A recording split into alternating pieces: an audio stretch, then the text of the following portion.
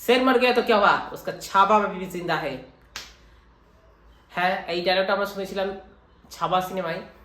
ছত্রপতি শিবাজি মহারাজের ছেলে সম্ভাজি মহারাজ যখন লড়াই করতে গিয়েছিল, বীর সবাইকে হারিয়ে মানে বা মোগল সাম্রাজ্যের বিপক্ষে লড়াই করতে গিয়ে এই ডায়লগটা আমরা শুনেছিলাম। তো যারা যারা এখনো ছাবা সিনেমাটা দেখুনি তাড়াতাড়ি গিয়ে দেখে আসো, কারণ এরম সিনেমা বাংলা ইন্ডাস্ট্রিতে এখনো, বাংলা কেন মানে বলতে চাইছি ইন্ডিয়ান ইন্ডাস্ট্রিতে এরম সিনেমা কখনো আসেনি, আর কবে আসবে তারপরে ঠিক নেই।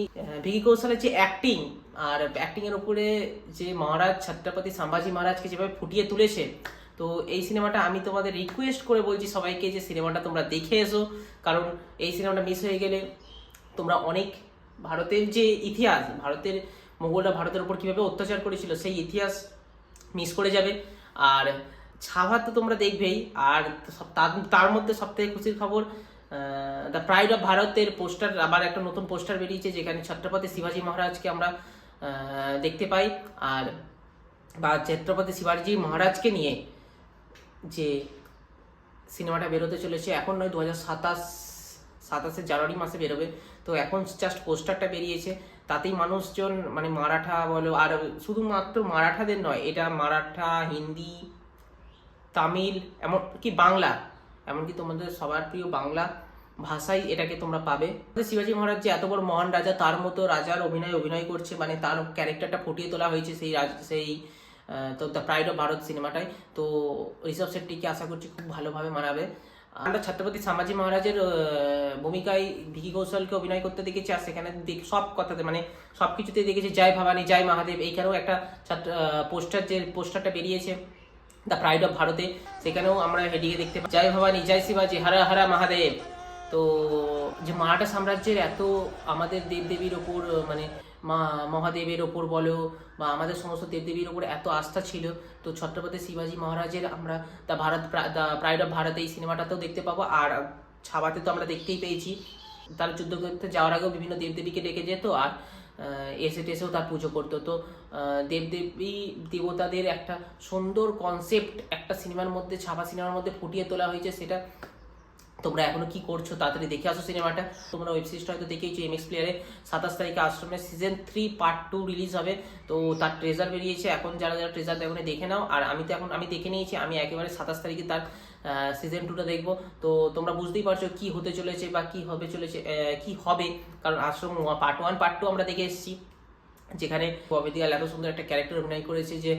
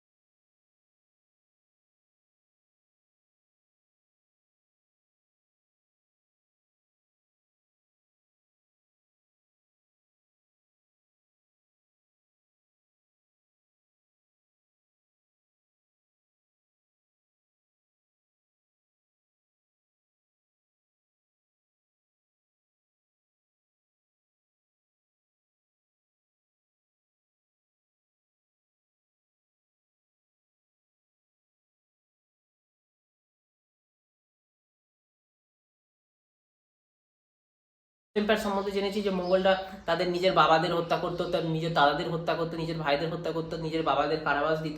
আর যেখানে মারাঠারা বলো বা হিন্দু সমাজের বিভিন্ন রাজারা বলো, যেখানে নিজের বাবাকে, নিজের ভাইকে নিজের জীবনের থেকেও বেশি ভালোবাসতো, নিজের বাবাকে নিজের দেবতা হিসেবে পুজো করতো, সেই সমাজটা তুলে ধরা হয়েছে। তো মানুষ তো সেই সমাজের সেই জিনিসটা আমরা বেশি জেনেছি, যে আমরা হিন্দুদের তুলনায় মানে বা হিন্দু রাজাদের ঘটনার থেকেও আমরা মোগল সাম্রাজ্যের ঘটনার বেশি জেনেছি। তো এইটা আমাদের কাছে খুবই দুর্ভাগ্যের বিষয়, কারণ আমরা সেই জিনিসটা জানিনি যেটা জানা উচিত, আর যেটা আমাদের না জানলেও চলবে, বা যেটা জেনেছি ঠিকই, কিন্তু আমাদের ওইটার পাশাপাশি আমাদের এটাও যে জানা উচিত সেই জিনিসটা সম্পর্কে জানি, তো এই সিনেমার মাধ্যমে তুলে ধরা হয়েছে। তো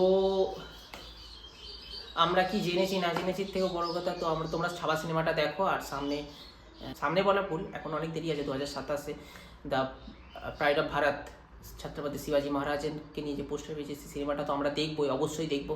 কারণ ছাবা দেখছি আর ছত্রপতি শিবাজি মহারাজকে নিয়ে সিনেমা দেখবো না, এটা তো হতে পারে না, তো ওটা তো দেখবোই। আর কি, এবার তোমরা ভিডিওটা সাবস্ক্রাইব করে দাও, লাইক করে দাও, আর দেখা হচ্ছে সামনের ভিডিওয়। জয় ভবানী।